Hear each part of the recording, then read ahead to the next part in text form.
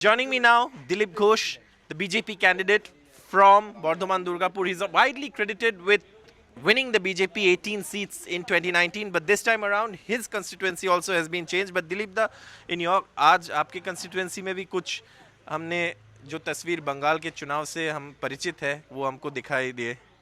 देखिए, जिस जगह में गड़बड़ हो रहा है उस क्षेत्र का इतिहास ही रहा। पिछले 5-7 साल से वहाँ सामान्य जन वोट नहीं डाल पाते हैं, खास पार्टी के लोग ही करते हैं। किसी पार्टी का पोलिंग एजेंट को बैठने नहीं देते हैं।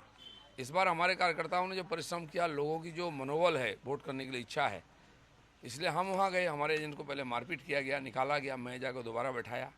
दूसरे बूथ में गया तो वहाँ भी वही हुआ, शाउटिंग किया गया, जय बांग्ला, हमको घेरने का प्रयास हुआ। फिर लाठी काठी ढील ईंटा मारने लगे, गाड़ी तोड़े।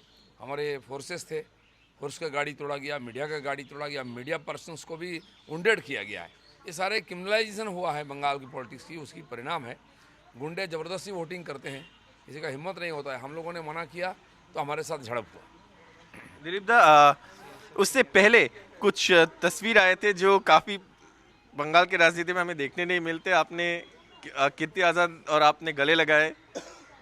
ना, कीर्ति आज़ाद रास्ते में थे, मैंने हाथ दिखाया, उन्होंने हमको इशारा किया, मैंने रोका। आपस में मिले जा करके, और बड़े हैं। मैंने पहले भी बोला कि देश के लिए उन्होंने क्रिकेट खेला है, सम्मानीय है, हमारे सीनियर भी है, हमारे पार्टी में भी रहे हैं।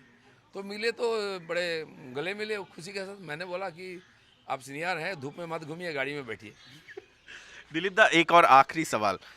पिछली बार 2019 में 18 सीट, बहुत लोग ये मानते हैं कि उस 18 सीट के परफॉर्मेंस के पीछे अगर किसी का हाथ है, और खास करके हाथ है, तो वो आपके परिश्रम के कारण बीजेपी उस मुकाम तक पहुंच पाए।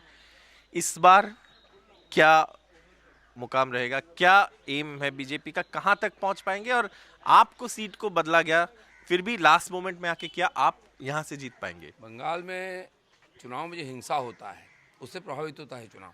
हमने उसका मुकाबला किया, लड़ाई किया। जो नमूना आपने देखा है, बार बार मेरे साथ ऐसा हुआ है, 50 बार हुआ है, लेकिन हम पीछे नहीं हटे। तो जनता हमारे साथ आ गई, विपक्ष के जितने वोटर साथ आए, तो ये रिजल्ट आया है।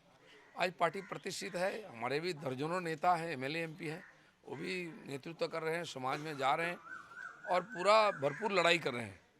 आज यहाँ पीसफुल पोलिंग हो रही है। कई लोग रो रो के हमको बोले, दादा हम वोटिंग करना चाहते, कराइए। आज लोग लाइन में खड़ा होकर वोटिंग कर रहे हैं।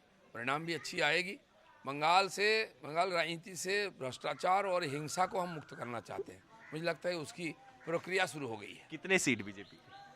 अब देखिए, पिछले बार 22 में 18 जीते थे, इस बार हमारे नेता ने 35 सीट रखा है टारगेट। हम उसी तरफ बढ़ रहे हैं, लेकिन बढ़ेंगे आगे। अब कितना होगा वो तो 4 तारीख को पता चलेगा। Thank you Dilip da for speaking to NDTV. Dilip Ghosh, जिनको माना जाता है कि 2018 में 19 में जो 18 सीट आए बीजेपी, उसके लिए कुछ कई हद तक उनके परिश्रम और उनके जो काम की वजह से वो हुआ था। इस बार क्या बीजेपी वो परफॉर्मेंस रिपीट कर पाएंगे? दिलीप घोष कॉन्फिडेंट है कि वो हो पाएगा। कैमरा पर्सन जीडी शंकर के साथ बर्धमान से सौरभ गुप्ता, एनडीटीवी इंडिया।